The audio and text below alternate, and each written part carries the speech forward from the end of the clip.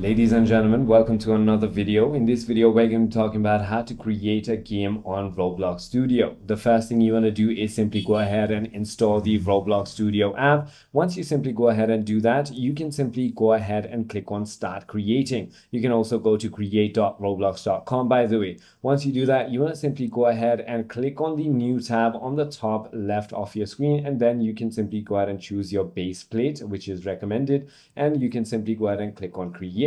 Finally, once you've done that, there are going to be toolboxes on the left-hand side, Explorer and Properties on the right, and Toolbar on the top of your screen, including the workspace in the middle. You can use the tools in the toolbar to add parts, models, terrain, lighting, and more, and you can move, scale, and rotate objects and build your game world.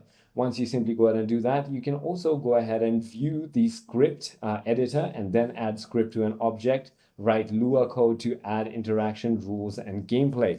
Simply go ahead and click on the play button to go ahead and test, and that is about it.